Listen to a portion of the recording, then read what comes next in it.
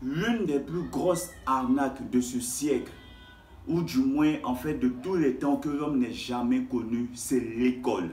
Pourquoi? Parce que l'école aujourd'hui nous a appris, nous a informé, nous a donné de mauvaises bases, de mauvais fondements aussi sur certaines situations de la vie qui aujourd'hui nous mettent dans des engrenages desquels c'est compliqué et difficile de sortir. Et aujourd'hui, c'est de ça que nous allons parler.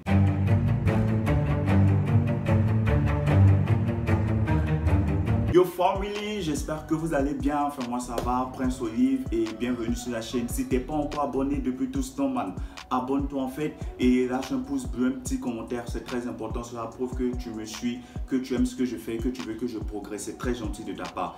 Comme je le disais, l'une des plus grosses arnaques de ce siècle que nous n'avons jamais connu, c'est l'école. Et pourquoi? Parce que l'école en fait nous a appris de mauvais fondements. La première des choses que l'école nous a appris, c'est que l'échec est une fatalité. L'échec est une mauvaise chose. En temps dans la vie, il faut pouvoir en fait faire des erreurs pour apprendre de ces erreurs. Mais l'école nous a appris que l'échec était une fatalité. Quand tu vas à l'école et que tu échoues par exemple à un examen, que ce soit à ton BEPC ou à ton bac, directement on te met une étiquette comme si tu avais échoué ta vie. Toi-même déjà en fait tu as l'impression en fait que tu as échoué, que tu viens de rater ta vie.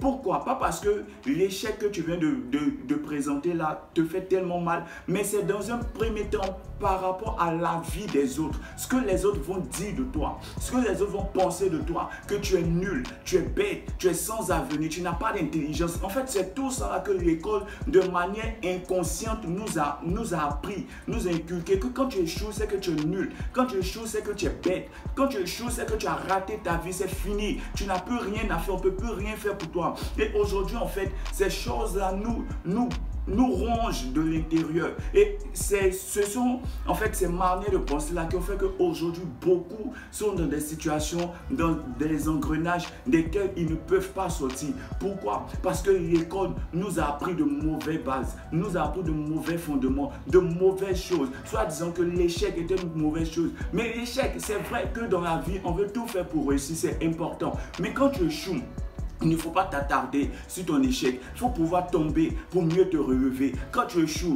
ce qu'il faut faire, c'est apprendre de tes erreurs. C'est tirer des leçons de tes erreurs, de ce qui a fait que tu as échoué pour aller de l'avant. Ce n'est pas en fait de te culpabiliser. Ce n'est pas en fait de te faire comprendre que tu es nul, que tu n'as plus rien à faire dans la société. Mais c'est de t'encourager en fait. L'échec est un encouragement, si on peut le dire. C'est un tremplin pour un meilleur avenir, pour de meilleures bases en fait, pour un meilleur rendement. C'est comme ça que nous devons comprendre l'échec et non comme l'école. La seconde mauvaise chose que l'école nous apprend est que nous sommes dans une perpétuelle comparaison avec les autres. En fait, à l'école, quand tu vas depuis le bas âge, le primaire, des classes de CEP, on te dit, en fait, va à l'école, aie de bonnes notes, aie un meilleur rendement et sois premier de ta classe, sois toujours devant. C'est comme ça en fait que tu vas pouvoir réussir. On a tous entendu en fait cette phrase culte de nos parents. Va à l'école, aie de bonnes notes, sois meilleur, aie telle moyenne, sois premier, sois ceci. C'est bon, c'est important de pouvoir, quand tu fais quelque chose, fais tout pour être le meilleur. C'est bon, c'est important. Mais quand tu te mets en fait dans une comparaison effrénée, il y a des personnes quand elles vont à l'école, en fait leurs parents leur ont tellement bourré l'esprit de mauvaises pensées, les ont tellement surchargés que ces personnes-là sont en perpétuelle comparaison. Elles n'arrivent même plus à voir en fait le plaisir c'est que d'apprendre. Mais pour elle, c'est tout faire pour être premier, tout faire pour avoir les meilleures notes,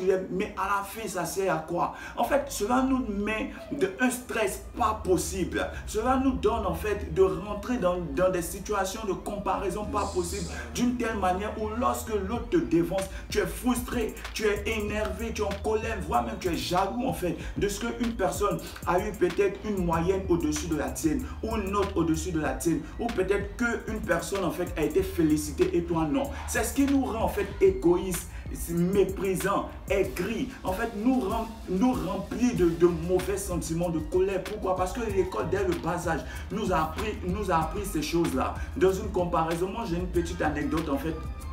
pour vous, c'est que quand je passais le bac dans 2015-2016 par là, j'ai présenté le bac avec un ami. Et cet ami-là, la même année, moi j'ai eu mon bac, lui, son examen n'a pas marché. L'année qui a suivi, il a retenté l'examen, ça n'a pas marché. La troisième année, toujours pas, il a toujours échoué, mais cet ami-là ne s'est pas découragé. Et la quatrième année, en fait, quand il a passé le bac, c'est là qu'il a obtenu son examen. Mais figurez-vous qu'au moment où il a obtenu son examen, Dieu lui a fait grâce et il a obtenu en fait une bourse d'études pour aller étudier en Russie. Aujourd'hui, cet ami-là où je vous parle, il a une très bonne situation financière.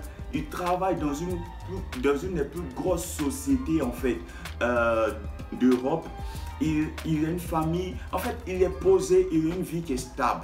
Où sont ces personnes-là qui, aujourd'hui, avec lui, ont passé le bac, ont passé le même examen il y a de cela quoi, 6, 7 ans, 8 ans, et aujourd'hui, ils sont dans quelle situation? C'est pour, en fait, écrire des lettres pour aller demander du boulot, des stages, des entretiens, c'est ça. Il ne faudrait pas que cette comparaison que les autres nous ont inculquée puisse devenir, en fait, une forme je sais pas, puisse formater, en fait, je veux dire ça, puisse formater notre esprit, parce que cela nous laisse en fait dans beaucoup de frustration, beaucoup de mésentente, où lorsque l'autre est devant nous, on commence à être jaloux, on commence en fait à le critiquer parce qu'on est en train de comparer notre vie. On se dit, je suis en retard, j'ai échoué ma vie, je ne suis pas là où il faut, je ne suis pas à la bonne place. Tout ça pourquoi? Parce que l'on compare nos vies systématiquement aux autres. Faudrait qu'on puisse arrêter là. Faudrait qu'on puisse se recentrer sur nous. Faudrait qu'on puisse ressasser en fait tout ce qui a été fait comme erreur du passé, en tirer le positif et aller de l'avant. Tu es en compétition qu'avec une seule personne. Tu es en compétition qu'avec toi-même. Faudrait qu'aujourd'hui, tu puisses être meilleur que la personne que tu as été hier. Et il faudrait que la personne de demain soit meilleure que celle qu'elle est aujourd'hui. C'est cela le plus important. C'est cette chose-là qui est la plus importante. Il faudrait être en compétition avec toi-même pour qu'à chaque fois tu puisses donner le meilleur de ta personne, le meilleur de ton potentiel. Il faut dire que je veux me surpasser, pas par rapport à une tierce personne, pas par rapport à une comparaison avec une personne, mais parce qu'il faut que tu puisses donner le meilleur de toi-même en tout ce que tu fais. Voilà la vraie raison, voilà la vraie logique, voilà le vrai sentiment qui devrait nous animer et non ce que l'école nous apprend à être en comparaison avec les autres. Troisième chose que l'école nous enseigne qui nous détruit, c'est que l'école ne nous enseigne pas la vie. L'école nous apprend tout, sauf les fondements, on va dire, de base de la vie. En fait, parce qu'à l'école, quand tu t'en vas, tu apprends tout et n'importe quoi. Tu apprends l'anglais, c'est très bien. Tu apprends les mathématiques, histoire, géographie, tu apprends l'espagnol, le français, c'est déjà très bien. Mais est-ce qu'à l'école, on t'apprend comment avoir confiance en toi? Est-ce qu'à l'école, on t'apprend en fait comment surmonter tes peurs? Est-ce qu'à l'école, on t'apprend comment être une meilleure version de toi-même? Est-ce qu'à l'école, on t'apprend comment appréhender la vie, comment se battre dans la vie, comment être un guerrier, comment ne pas se laisser influencer, intimider par l'échec, comment ne pas se laisser intimider, influencer par les péripéties de la vie? Est-ce qu'à l'école on t'apprend ces choses? Non.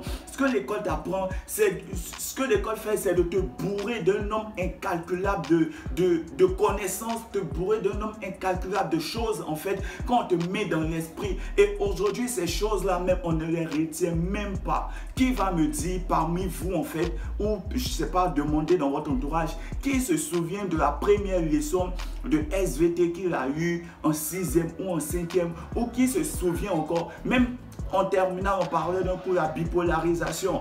Aujourd'hui, on n'a rien retenu de ce fait-là. Pourquoi? Parce que c'est le système éducatif de l'école de bourrer notre esprit en fait de choses inutiles pour nous empêcher d'ouvrir les yeux sur les réalités de la vie. Aujourd'hui, peut-être je suis en train de choquer certaines personnes parce qu'elles ne comprennent pas forcément ce message-là. Mais je veux vous dire que ce n'est pas fortuit si je dis ces choses. C'est parce que moi-même, je suis un exemple palpable pour nous. Je ne dis pas que l'école est une mauvaise chose. Je ne dis pas qu'aller à l'école pour avoir des diplômes est une mauvaise chose. Non, moi je suis titulaire en fait d'un master. Voilà. Et donc l'école est une très bonne chose. Si j'étais pas là à l'école, j'allais pas pouvoir aujourd'hui m'exprimer en face de certaines personnes. Si j'étais pas là à l'école, j'allais pas pouvoir entrer dans certains endroits, dans certaines sociétés. Aujourd'hui, En fait, l'école nous permet de pouvoir avoir une certaine situation intellectuelle. Je suis d'accord avec cela. Mais il ne faudrait pas qu'on puisse penser que l'école est le tout de la vie.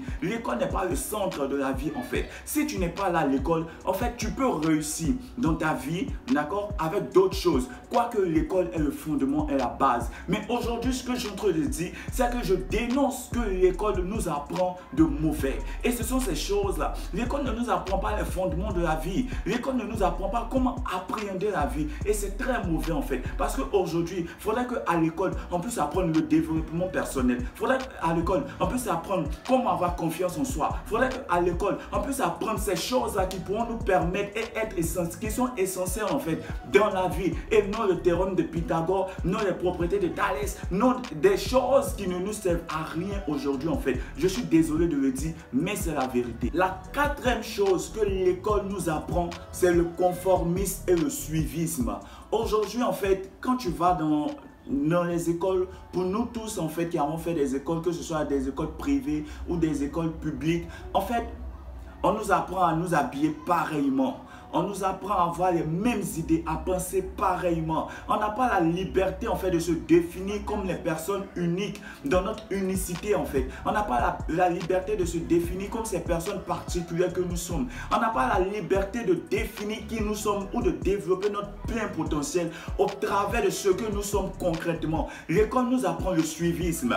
L'école nous apprend à penser tous dans la même direction, à penser en fait de la même manière, à avoir les mêmes désirs, avoir les mêmes projets, à tous vouloir terminer l'école, travailler, avoir un beau salaire. En fait, c'est quelque chose qui a été programmé. C'est un programme, le système a été programmé en fait comme cela pour nous empêcher de pouvoir voir ce qu'il y a de l'autre côté du mur. En fait, c'est comme une personne qui est dans une prison. Et dans la prison, en fait, on lui fait miroiter que c'est la prison qui est sa vie. C'est la prison, en fait, qui représente tout ce qui est dans le monde. Mais quand cette personne, en fait, sort de cette prison, hors des quatre murs, et va à la rencontre du monde, va découvrir le monde, la personne se rend compte que, mais en fait, ce que je pensais comme idéal, ce que je prenais comme mon idéal, en fait, n'est pas la vérité. Voici la vie. Tu sors et tu affrontes la vie. Aujourd'hui, comme tu te détaches du lot et que tu essaies d'être différent, de faire les choses différemment, on te prend comme rebelle. On se dit non mais en fait tu es quelqu'un de rebelle, tu es quelqu'un, tu n'aimes pas te conformer. Mais j'aime pas me conformer parce que je ne suis pas comme les autres. J'aime pas me conformer, j'aime pas suivre parce que je ne suis pas un suiveur. Un leader, ce n'est pas un suiveur. En fait, l'école nous apprend à être des suiveurs au lieu d'être des leaders. C'est là en fait tout le problème de l'école. Un leader, ce n'est pas un suiveur. Vous ne pouvez pas me demander de me conformer à quelque chose qui ne rentre pas dans mes principes, c'est impossible. En fait, c'est ce que l'école nous fait comprendre qui aujourd'hui nous tue et nous n'arrivons pas à sortir de cet engrenage. Deuxième chose que l'école nous apprend qui est mauvais, c'est que l'école fait de nous des mendiants et des esclaves. En fait, on va à l'école, mais pourquoi? À la fin, c'est de pouvoir quémander, c'est de pouvoir demander, c'est de pouvoir supplier en fait une personne de nous embaucher dans son entreprise. C'est-à-dire qu'il y a une personne qui s'est assise, elle a réfléchi, elle a mis les moyens sur place et est en train de réaliser son rêve. Et nous partons quémander en fait de l'emploi chez cette personne pour l'aider à réaliser son rêve. C'est comme une personne en fait, tu vas et tu dis, monsieur, je vous en supplie, s'il vous plaît, prenez-moi, aidez-moi à réaliser votre rêve, aidez-moi à vous rendre riche. Je vous en supplie, monsieur, prenez-moi. En fait, c'est ce que l'école nous apprend. Parce qu'on te dit quoi? Depuis le bas âge, va, après le CEP, tu vas, le BPC, le bac, la licence, le master. Quand tu finis, tu vas faire une demande d'embauche. On doit t'embaucher dans telle entreprise. Oh, il travaille dans tel bureau. Il travaille dans telle banque internationale. En fait, c'est bien. Pourquoi? Parce que le salaire qu'ils vont nous proposer est alléchant. Pour une personne qui a fait un cycle ingénieur et qui est sorti ingénieur, on va te proposer un salaire de quoi? 500, 600, 700 000, souvent même 1 million selon le domaine en fait de ton domaine de compétences et ce dans quoi tu travailles. C'est très bien. Mais en fait, on ne s'est jamais posé une question de savoir si un employeur a la capacité de nous payer 500 000, 800 000, voire 1 million pour un travail qu'on fait, mais combien est-ce que cet employeur a touché sur notre dos? Je ne pense même pas que c'est la moitié. En fait, une personne est rémunérée à 5 selon les statistiques et selon ce qui a été dit, entre 5 et 10% en fait de son rendement. C'est-à-dire que si tu arrives à faire rentrer 100 millions dans ta boîte ne va que te payer 1 million ou peut-être 2 millions tout au plus sur les 100 millions que tu as fait rentrer. Mais est-ce que tu t'imagines en fait un plein potentiel qui fait gagner à une société 100 millions et sur les 100 millions, on ne te donne que 1 million ou 2 millions. En fait, il y a même pas de comparaison parce que l'écart il est grand. Pour toi, les 1 million, oh ouais, je suis riche, j'ai une bonne situation et ceci et cela et tout. Mais en fait, quand tu te rends compte de l'arnaque qui est derrière, tu te dis mais c'est pas possible en fait. Tu peux être propriétaire de ces 100 millions là. Tu peux être propriétaire de ces 500 millions. Tu peux être propriétaire de ce milliard que tu fais gagner en fait à ton entreprise. Mais pourquoi? Parce qu'une fois de plus encore, l'école nous a appris à être sous la coupole de certaines personnes pour dire qu'il faut travailler en entreprise, pour dire qu'il faut travailler pour des gens, pour avoir quoi? La sécurité financière. Voilà. Parce que quand tu travailles pour une personne, surtout dans le public, tu as la sécurité financière. Mais et si tu passais à la liberté financière? Et si tu avais la possibilité de pouvoir te lever à l'heure à laquelle tu veux pour aller au travail? Parce que tu sais que même si tu te réveilles à 10 h, il y a des personnes qui se sont réveillées à 7 h, qui sont en train de travailler pour toi. Et si tu mettais en place un système qui te permettait de pouvoir être libre, de pouvoir en fait profiter de ta jeunesse, comme je lisais en fait un livre, celui de Maxime Victor, 5 ans d'esclavage pour 40 ans en fait de liberté. C'est très important. Même quand tu lis le livre de Robert Kiyosaki, Père riche, Père pauvre, c'est de la même chose qu'il parle. Les plus grands entrepreneurs du monde, les hommes les plus riches l'ont compris en fait. Et c'est ce que nous sommes en train de subir. Nous subissons cela parce que nous sommes encore dans l'engrenage de l'école. Ce que l'école nous a appris, qu'il faut se conformer, il faut mendier. L'école nous a rendus esclaves. La sixième chose que l'école fait, qui nous détruit, c'est que l'école nous bouffe notre énergie et notre temps. En fait, nous passons, on va dire quoi, pratiquement 13, 15 ans, voire 17 ans à l'école pour les personnes qui vont jusqu'au doctorat. 17 jusqu'à 20 ans à l'école. Nous passons 20 ans de notre vie à l'école en train d'apprendre, en train de nous bourrer de connaissances. Une fois de plus, je le redis encore, pas que l'école est mauvaise en soi. L'école est une très bonne chose parce que l'école en fait nous apprend certaines valeurs. Mais pour moi, il faudrait qu'on puisse sortir en fait de ce système traditionnel et folklorique de l'école. Aujourd'hui, je trouve que l'école ne nous apprend pas ce qu'il faut.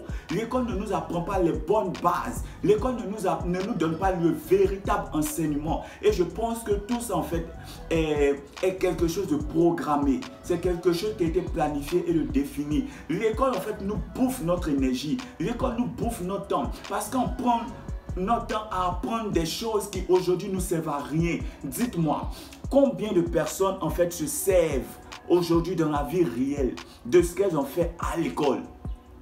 Combien de personnes se servent aujourd'hui de ce qu'est la propriété de Pythagore, bien le triangle rectangle, je ne sais pas, le Pythagore, la propriété de Thalès? Qu'est-ce qu'elle t'apprend aujourd'hui? Qu'est-ce que cela en fait te donne? Rien pratiquement. Sur 100%, il y a peut-être 10, 15%, chose qui est peut-être trop même, qui se servent en fait de ce qu'elles ont appris à l'école.